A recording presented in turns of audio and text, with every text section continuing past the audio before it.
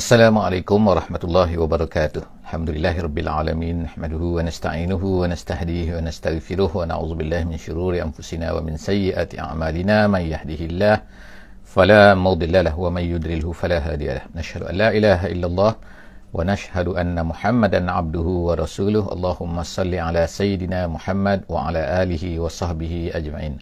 Alhamdulillah, bertemu kembali kita di dalam sesi tadabbur harian pada pagi ini. Alhamdulillah, kita akan bersama-sama insya-Allah pada pagi ini di muka surat yang ke-232. Kita akan bersama-sama untuk mentadabbur surah Hud ayat yang ke-89 sehingga ayat yang ke-97. Ayat yang ke-89 sehingga ayat 97. Dan kepada semua sahabat-sahabat semua yang bersama-sama dengan kita pada pagi ini, pagi Sabtu, untuk sama-sama membuka mushaf jika keadaan bersesuaian. Kalau dalam kereta, kalau dalam, jangan buka mushaf. Buka mushaf jika ada di rumah. Moga-moga kita dapat sama-sama menatap apakah yang disebutkan oleh Allah Subhanahu Wa Taala, perkataan yang disebutkan oleh Allah Subhanahu Wa Taala di dalam mushaf, di dalam Al-Quran kita pada setiap pagi, insya-Allah. Dan seperti biasa, insya-Allah kita mulakan dengan memohon daripada semua yang berada bersama-sama dengan kita pada pagi ini untuk memberi feedback suara dan juga gambar, insya-Allah. Moga-moga tak ada masalah, insya-Allah, pada pagi ini. Kita di muka surat 232. Jadi seperti biasa, insya-Allah saya akan bacakan sedikit daripada ayat ini untuk moga-moga kita diberkati pertemuan kita pada pagi ini, insya-Allah. A'udzubillahi minasyaitonirrajim. Bismillahirrahmanirrahim. Wa ya qaumi la yajrimannakum shiqaqi an yusibakum mithlu ma asaba qauma Nuh aw qauma Hud aw qauma Salih wa ma qauma Lutin minkum biba'id. Sadaqallahul azim. Hari ini kita akan melihat dalam muka surat 232 ni dua cerita. Yang pertama, kisah-kisah yang terakhir daripada apa yang berlaku kepada Nabi Saleh. Nabi Syuaib. Dan yang seterusnya, insya-Allah kita akan tengok pula pada penghujung muka surat ini, kita akan tengok pula Allah Subhanahu Wa Taala memulakan bercerita kepada kita tentang Nabi Musa. Jadi insya-Allah kita melihat apakah yang berlaku di antara kata-kata yang berlaku, perdebatan yang berlaku di antara Nabi Syuaib dengan kaum dia, iaitu kaum Madian. Kita tengok sini insya-Allah, Nabi Syuaib ni berkata, ya kaum, wa ya kaum, dia kata, dan wahai kaumku, la yajrimannakum shiqaqi an yusibakum. Iaitu dia berkata, la yajrimannakum ni maknanya menjadi jahat, syiqaqi, perbezaan kita, iaitu tak setuju kamu dengan aku ni. Syiqaqi itu maksudnya syiqaqi, kau berpandangan macam ni, aku berpandangan macam ni. Kau kata bahawa Tuhan tu begini, aku kata itu adalah salah, Tuhan tu begini, kan. Sepatutnya kau sembah Allah Subhanahu Wa Taala, tapi kau tak sembah Allah Subhanahu Wa Taala. Jadi kau sekarang ni lain, aku sekarang lain. Jadi kata Nabi Syuaib kepada kaum dia di Madian ini, dia kata, ya kaum, la yajrimannakum shiqaqi, janganlah kamu tak setuju dengan aku ini menyebabkan kamu ini menjadi jahat terhadap aku. Kalau kamu ini menjadi jahat kepada aku, ayyusibakum mislu ma asaba qauma Nuh. Sebab kalau kamu menjadi jahat terhadap aku, kamu dibuat apa-apa terhadap aku, maka akan ditimpakan ke atas kamu misluma, apa yang telah ditimpakan kepada kaum Nuh. Jadi artinya kaum Madian ini tahu apa yang telah menimpa kepada kaum Nabi Nuh. Jadi kisah Nabi Nuh ni maknanya sangat popular. Kemudian au qaum Hud, ataupun apa yang berlaku kepada kaum Hud, iaitu ni kaum Ad kan.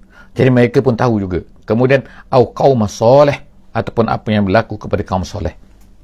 Maknanya kaum Saleh pun masyhur juga. Sebab itulah maknanya kaum Saleh ni sampai sekarang kita boleh tengok kan, apakah di manakah pergi, rumah yang ada, tapi manusia ni mana. Itu nak menunjukkan dari segi arkeologi pun, maknanya mereka buat kajian, mereka tahu bahawa di sini ada manusia. Sebab kalau tak ada manusia, takkan siapa yang membina benda-benda ni semua kan. Jadi, tapi ke mana mereka? Mereka telah diazab oleh Allah Subhanahu Wa Taala. Jadi Nabi Syuaib ini memperingatkan kaum Madian ini Kalau kamu buat jahat terhadap aku, kamu tak setuju dengan aku, dan kamu buat jahat terhadap aku, jaga. Tengok apa yang telah berlaku kepada kaum Nuh, apa yang berlaku kepada kaum Hud, apa yang berlaku kepada kaum Soleh. Wa ma qaum Lut, dan kemudian yang keempatnya kaum Lut pula. Maknanya ni empat ni telah masyhur di kalangan kaum Madian ini. Jadi wa ma qaum Lut, dan apa yang berlaku kepada kaum Lut juga, minkum biba'id, tidaklah jauh. Jauh di sini setengah ulama tafsir kata ialah jauh dari segi masa. Makna tak jauh, baru saja berlaku. Ataupun ada yang kata bahawa tak jauh di sini, jauh dari segi zaman, dari segi dari segi makan, iaitu dari segi tempat. Makna tempat mereka tinggal tu dengan tempat kaum Sodom tu yang telah dihancurkan oleh Allah Subhanahu Wa Taala tu sangat dekat. Jadi maknanya tak jauh. Apa yang berlaku tu tak jauh, apa yang berlaku tu juga tak jauh dari segi tempatnya. Tempat pun tak jauh, masa pun tak jauh. Jadi ini adalah merupakan ancaman yang diberikan oleh Nabi Syuaib kepada kaum Madian ini, supaya mereka ni jaga-jaga, jangan buat perangai jahat, jangan buat apa-apa terhadap aku.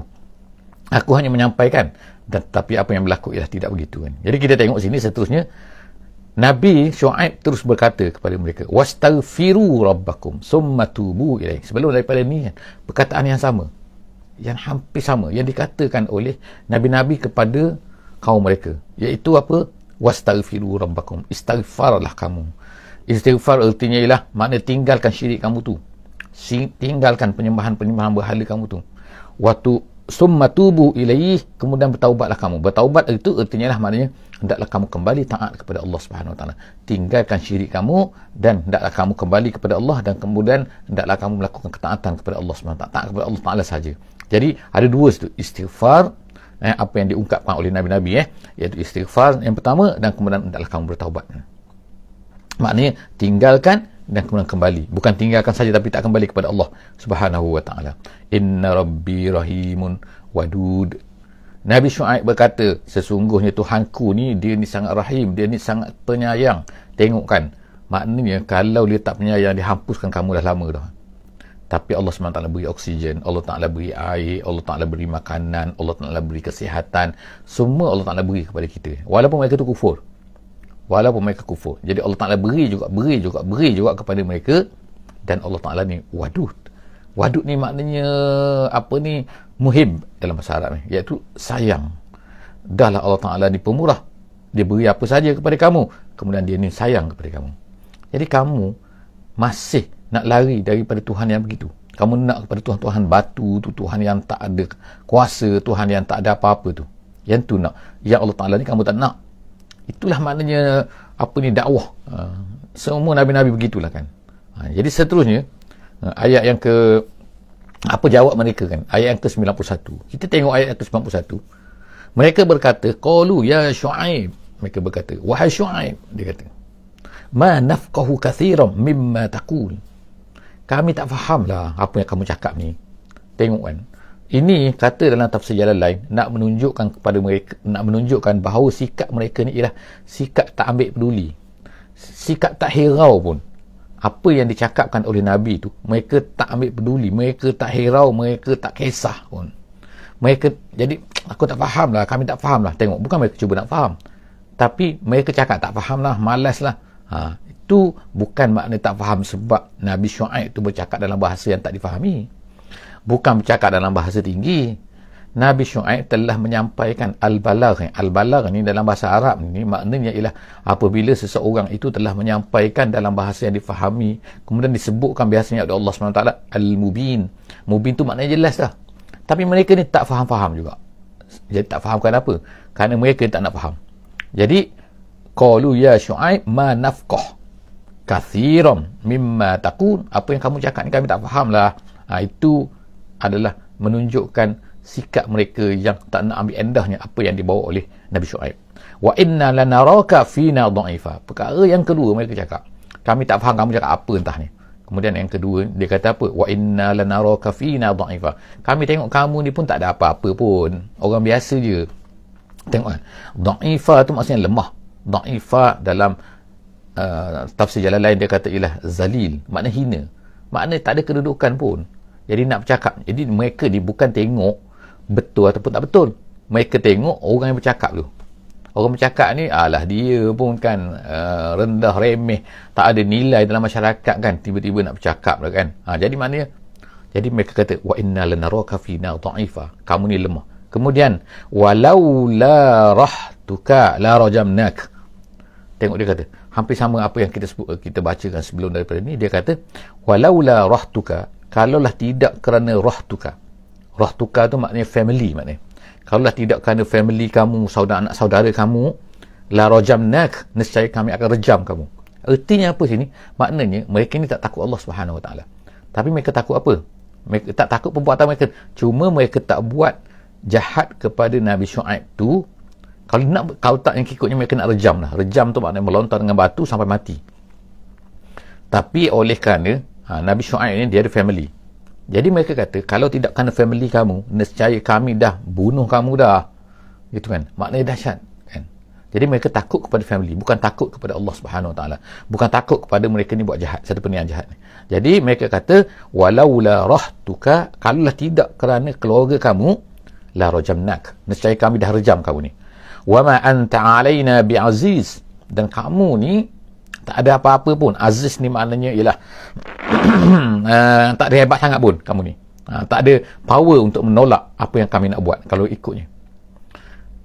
Jadi ayat 92, qal, kata Nabi Syuaib kepada kaum dia. Apa kata dia? Dia kata qala, kata Nabi Syuaib, berkata dia, ya kaum, wahai kaumku, arahti a'azzu alaikum minallah, ada ke keluarga aku ni yang kamu takut, a'azzu, lebih hebat bagi kamu berbanding dengan Allah? Adakah maknanya kamu takut kepada keluarga aku, tapi Allah kamu tak takut? Maknanya bagi kamu seolah keluarga lah yang menyebabkan gini. Jadi apa yang berlaku sekarang? Mana orang tak buat, kadang-kadang tu kan, orang tak buat jahat pada hari ni kepada pendakwah Islamnya dan sebagainya kan. Kadang-kadang bukan kerana mereka takut pada Allah Subhanahu Wa Taala, tapi mereka kan takut sebab dia ada sini, ada sedikit gini, ada sedikit kekuatan dan sebagainya. Jadi tengok manusia tak takut pada Allah, dia letakkan keluarga tu lebih besar. Jadi kata Nabi Syuaib kepada mereka ni, ya qaum, arahti a'azzu alaikum minallah wattakhaztumuhu wattakhaztumuhu wara'akum zihriya, dan kamu ambil Allah itu, wattakhaztumuhu, dan kamu ambil Allah itu, wara'a zuhurikum, wara'akum zihriya, letakkan di belakang kamu. Ertinya apa letak di belakang ni? Dalam bahasa Arab, ertinya perkataan ni ialah maknanya kamu tak takut, kamu tak endah pun, kamu meletakkan Allah ini di luar daripada ketakutan kamu. Maknanya kamu tak langsung tak takut pada Allah, tapi kamu hanya takut kepada keluarga aku je. Maknanya bagi mereka Allah ni bagi dia tak endah apa-apa kan. Kemudian inna rabbi bima ta'maluna muhit. Ingatlah kan, sesungguhnya Allah Ta'ala dengan apa yang kamu lakukan ini adalah muhit. Muhit tu maknanya kita sebut sebelum ni adalah mengelilingi. Jadi perkara-perkara ni kan Allah Ta'ala sebut kan. Allah Ta'ala sebut dah kepada kita kan. Bila sebut tentang kisah Nabi Hud, tentang Nabi Saleh, tentang kisah Nabi Syuaib, kisah Nabi Nuh alaihissalam, kisah Nabi Lut, kisah Nabi Ibrahim, semua ni Allah Ta'ala ceritakan kepada Nabi kita, Nabi Muhammad SAW, dan Allah Ta'ala ceritakan kepada kita melalui surah Hud ini. Memberikan gambaran kepada kita kan, inilah bentuk-bentuk yang akan dikatakan oleh manusia dalam mereka ni menolak dakwah para Nabi, dan juga menolak dakwah apa yang didakwahi, apa yang dibawa oleh para pendakwah-pendakwah Islam sejak daripada dulu sampailah kepada hari ini, sampai kepada hari kiamat. Inilah bentuk-bentuk dia. Dia tak banyak berbeza. Cuma mungkin penggunaan dia berbeza. Mungkin sekarang ni guna media massa, menggunakan media sosial, mungkin menggunakan ini dan ini, tetapi bentuk dia sama je. Benda yang sama saja. Bendanya ialah apa? Ini tengok kan. Pandang ini tak ada nilai. Pandang orang yang buat Islam ni tak ada nilai. Pandang bahawa kalau tak kerana ni, nescaya mereka akan hancurkan. Mereka takut kepada satu benda yang lain, bukan kerana takut ni kan. Tetapi juga ulama-ulama mengambil kesimpulan, mengambil pengajaran secara tidak langsung daripada ayat-ayat begini. Itu nak mengatakan apa? Iaitu pentingnya bagi orang-orang yang melakukan dakwah di jalan Allah Subhanahu Wa Taala ini, mereka ini kena menggunakan apa-apa yang ada mereka untuk melindungi mereka. Sebagai contoh di sini ialah Nabi Syuaib dengan family dia. Kalaulah tidak kerana family, nescaya tidak akan direjam. Jadi maknanya itulah secara tidak langsung kita juga adalah tidak salah untuk mengambil perlindungan kepada orang-orang yang nak melindungi kita, sebagaimana yang Nabi SAW buat semasa kita baca kan, masa Nabi SAW balik daripada Taif, Nabi mengambil perlindungan daripada orang Arab Quraisy sendiri yang nak menolong baginda Nabi SAW untuk masuk ke Mekah. Kalau tak, orang Mekah tak benarkan Muhammad ni masuk ke Mekah ni.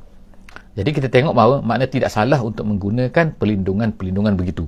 Jadi begitu juga kita menggunakan perlindungan yang diberikan, yang ditawarkan kepada kita, jika sekiranya dia tidak bertentangan dengan apa yang kita nak bawa. Seterusnya ialah Allah Subhanahu Taala menceritakan kepada kita dalam ayat 93. Ayat 93, wa ya qaum, dia berkata lagi, wa ya qaum i'malu ala makanatikum inni amil. Selepas daripada dah berdebat panjang ni kan, berdebat ni kata macam ni, kata macam ni, akhirnya Nabi Syuaib ni berkata kepada ni, ini kesimpulan dia maknanya kan, kesimpulan daripada dah, dan ni bukannya dakwah 1 hari 2 hari kan, ni dakwah bertahun-tahun kan, sebagaimana apa yang berlaku kepada Nabi Muhammad SAW. Dah dakwah bertahun-tahun dah 10 tahun dah dakwah kepada orang Quraisy ni, mereka tetap juga tak nak terima.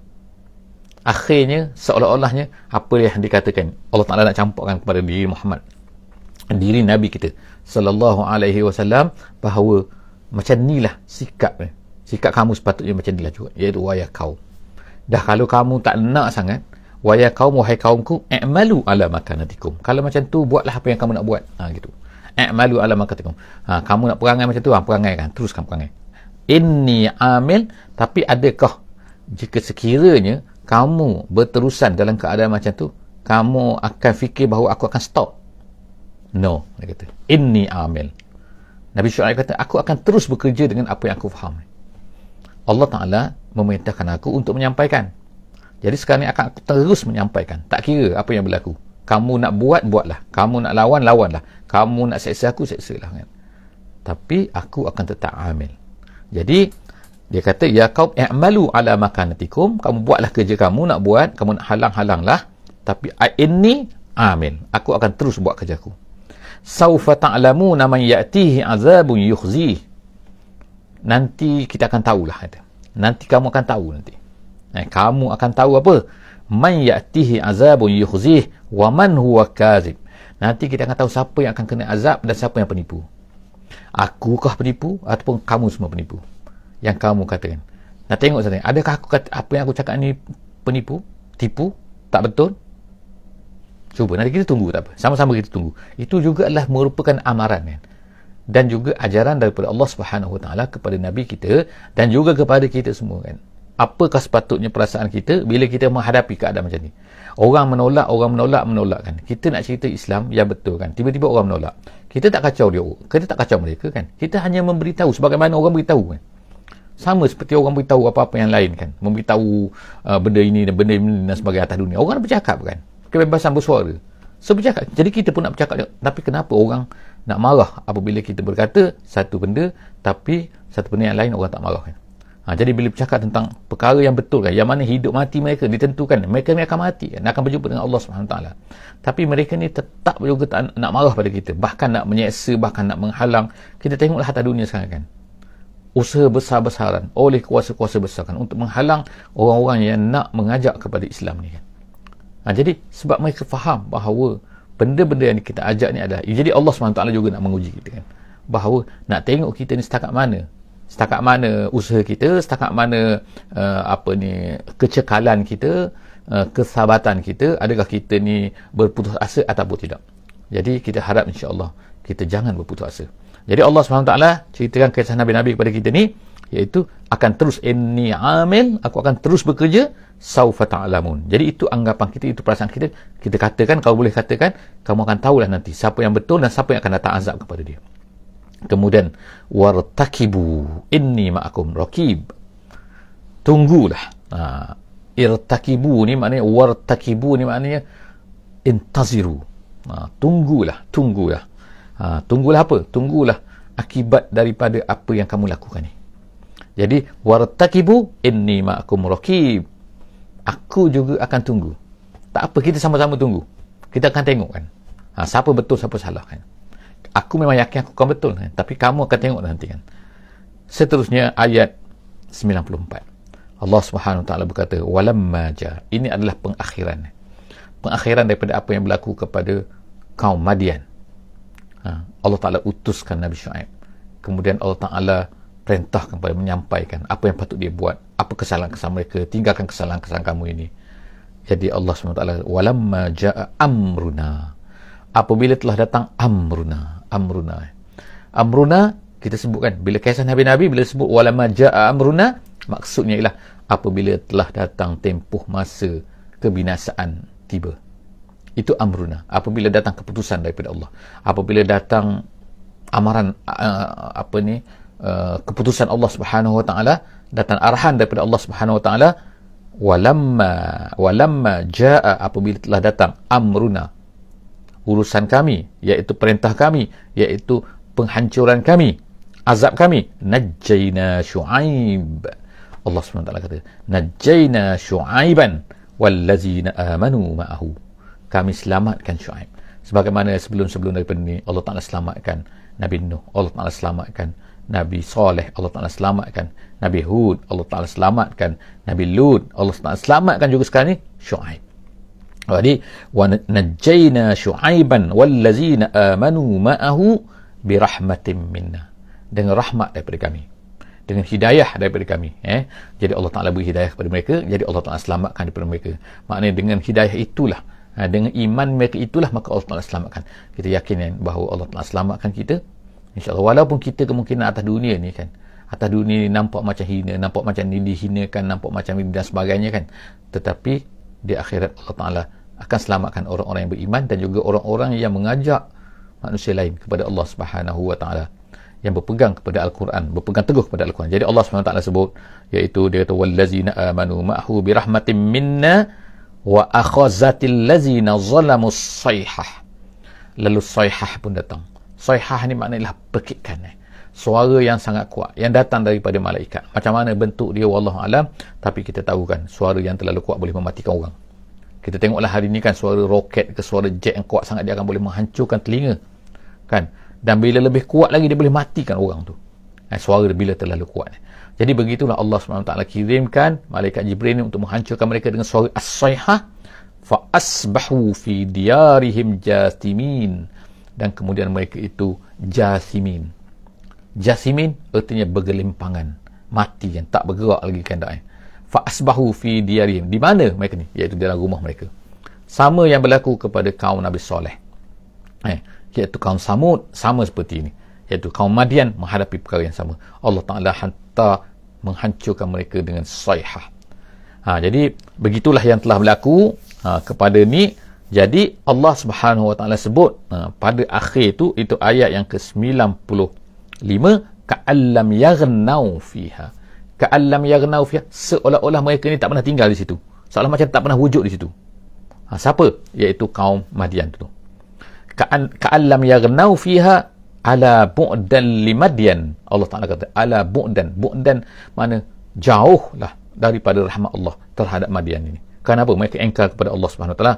Kama ba'idat Samud, sebagaimana Samud telah terkena perkara yang sama, maka begitulah juga Madian terkena perkara yang sama. Sebagaimana ba'idat, kama ba'idat, sebagaimana jauhnya daripada rahmat Allah kepada Samud, maka begitu juga kepada kaum Madian ni, kerana mereka mendustai ataupun engkar kepada Allah Subhanahu Wa Ta'ala, dan engkar Nabi-Nabi, dan mereka menolak Nabi-Nabi, tak mau terima Nabi-Nabi, tak mau terima ajaran Nabi-Nabi. Kita sekarang sampai kepada ayat yang ke-96. Ayat 96, kita mula masuk kepada kisah Nabi Musa. Allah SWT ceritakan kisah Nabi Musa dalam surah Hud ini, dalam ayat 96. Allah SWT berkata, walaqad arsalna Musa. Sekarang masuk pula, dan begitulah juga sesungguhnya kami telah utuskan Musa biayatina, dengan tanda-tanda kami. Banyak kan? Kita akan tengok nanti apakah tanda-tandanya kan. Seperti lautnya terbelahnya, seperti kataknya, seperti jaratnya belalang, seperti darahnya dam, seperti taufannya yang datang. Itu semua adalah tanda-tanda yang datang bersama-sama dengan Nabi Musa alaihi salam ketika dia pergi kepada Firaun. Jadi kita tengok sini, Walaqad arsalna Musa biayatina wa sultanan mubin. Sultan tu maksudnya ialah tanda-tanda, bukti-bukti yang jelas. Bukan sultan-sultan sultan tu pun sultan juga perkataan sama tetapi sultan di sini maksudnya ialah tanda-tanda. Dengan tanda-tanda yang jelas yang dibawa oleh Nabi Musa kepada Firaun. Firaun ni adalah bapa power, orang yang mempunyai kuasa yang sangat hebat lah pada masa tu kan. Maknanya tak ada atas dunia ni raja yang paling hebat sekali kan. Raja yang mengaku pula tu, mengaku Tuhan pula tu kan. Ini dahsyat sangat kan. Jadi Musa diutuskan oleh Allah SWT. Jadi sebab itulah Allah Ta'ala beri kepada Nabi Musa ni yang banyak sekali burhanun dan juga bayinat. Kemudian Allah SWT kata ila Fir'aun, kepada siapa? Wa mala'ihi, Fir'aun dan juga malaknya. Fir'aun tu dah kira satu lah. Kalau kaum-kaum sebelum daripada ni Allah Ta'ala tak sebutkan nama ni. Allah Ta'ala sebutkan biasa kaum itu al-malak min kaum. Al-malak min kaum maknanya pembesar-pembesar daripada kaum tu, pembesar-pembesar. Tapi dalam kaum Firaun ni dia special. Sebab apa? Nama dia ada, wujud nama dia Firaun dan juga malak dia. Malak dia iaitu orang-orang yang bersama-sama dengan dia, pembesar-pembesar yang bersama dia. Jadi Nabi Musa ni diutuskan oleh Allah SWT kepada Firaun dan juga kepada malak dia. Jadi dia kata fattaba'u amr Firaun. Mereka semua ni mengikut ni malak-malak dia ni kan. Orang-orang bawahan dia ni, pembesar-pembesar ni semua mengikut Firaun tu. Dengar cakap Firaun tu kan. Wattaba'u amr Firaun wa ma amru Firauna birasyid. Allah Taala kata wa ma amru Firaun. Tak adalah apa-apa keputusan Firaun, apa-apa perintah Firaun ni, apa yang datang daripada Firaun ni birasyid, cerdik, tak cerdik, tak betul sangat pun sebenarnya kan. Semua tu tak betul pun. Tapi mereka ni ikut juga kan. Kekuasaan dia, kehebatan dia, bodek dia dan macam-macam lagi kan, benda-benda kan yang mana menyebabkan mereka ni ikut cakap Firaun. Jadi Allah SWT kata dah kan, Allah nak kata Firaun ni memang tak rasyid, tak cerdik pun, tak betul pun apa keputusan-keputusan dia, tapi mereka ikut juga. Apakah yang berlaku seterusnya selepas daripada ni? Kita akan tengok apa yang diceritakan oleh Allah Subhanahu Wa Taala dalam surah Hud. InsyaAllah kita sambung di ayat yang ke-98 InsyaAllah di muka surat 233 dalam sesi akan datang. Aku qauli hadza wa astaghfirullahalazim li wa lakum. InsyaAllah seperti biasa saya nak beritahu kan bahawa kita pada hari Ahad esok kita tak ada tadabbur ni, tapi kita akan ada sesi Riyadhus Salihin, pembacaan hadis, tetapi bermula agak awal iaitu pada pukul lebih kurang pukul pukul 5.50 awal sikit pukul 5.50 online di Facebook yang sama. Dan kita tak ada tadabbur Quran pada pagi Ahad kita akan sambung balik tadabbur Quran pada pagi Isnin. Jadi siapa-siapa yang nak ikut insya-Allah kuliah hadis esok pada pukul 5.50 insya-Allah, 5.50 bukan 6.30, bukan 5.50. Aku qauli hadza wa astaghfirullahalazim li wa lakum. Jumpa lagi insya-Allah dalam sesi akan datang. Kita sudahi sesi kita dengan membaca surah Wal Asri. Bismillahirrahmanirrahim. Wal Asri innal insana lafi khusr illa allazina amanu wa amilus solihat wa tawasaw bil haqqi wa tawasaw bis sabri. Wassalamualaikum warahmatullahi wabarakatuh.